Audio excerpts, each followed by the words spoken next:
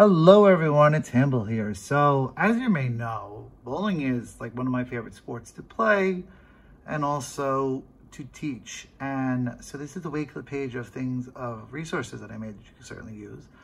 I just re-upped my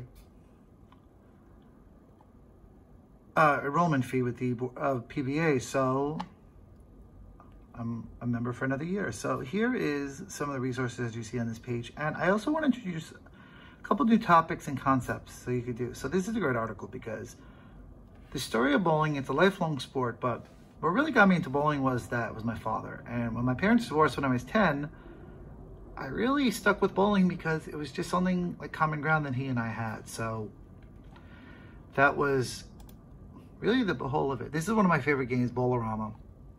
And bowling really shouldn't be rushed because whenever I go to a pro tournament, you're usually doing like 8 games. Sometimes I've done 10 game squads and it's scratch. So bowling's all about math, but I'll get into that a little bit later or maybe in a different video. So that's really what is important so that the students are taking their time and they're not going fast. So one thing I've noticed and one thing that's been fun, like when I go to tournaments, things like that, and when I do my league nights, is using cards. Because bowling is a thinking sport where between every turn, you have to reflect and you have to think about this is ultimately what you want to get. And what's great about bowling is that it gives an option for finite scores, like a 300, where if you get 3 12 strikes, you get one of these. And there's a lot of opportunities, not just with bowling, but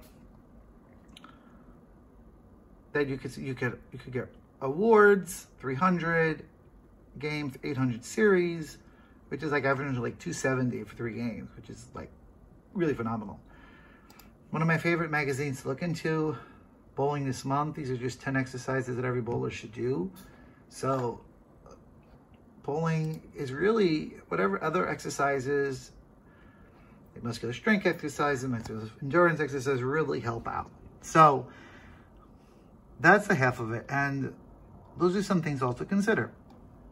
And I was saying about this card game I have. So a lot of times just like fun. So you really want to encourage students to self-assess and really, if they get 8 pins, why, what happened, and to notice trends and patterns.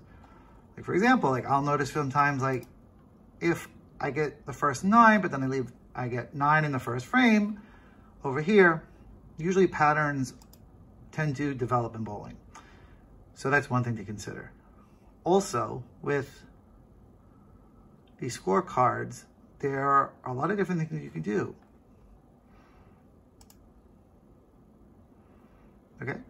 So, as students are bowling, you can have them, as they get a strike, you can have them use cards, playing cards.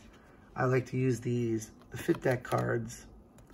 So that this way it's an extra incentive. So if you're using playing cards, if they get a certain numbers on suit, like a pattern, like 2, 3, 4 of ace, 2, 4, 3, 4, you could do a couple things. You could have each of those have extra points to the score. You could have them be able to do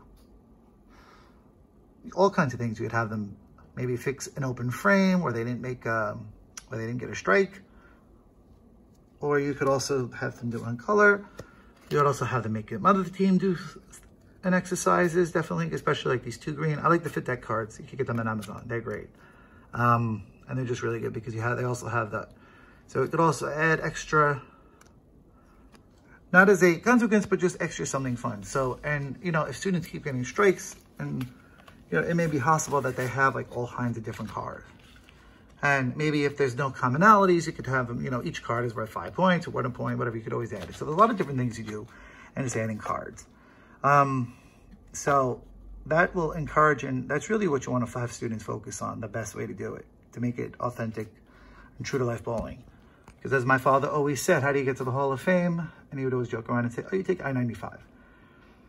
One of the other variation is you could also do no tap bowling, where if you've ever done it before, if you get 9, so 10 pins is a strike, but if you get 9, it also counts. That's also a fun variation, and that's also great that you'll see a lot of students get a lot of high scores. So try these out, hope they go well, and Have fun.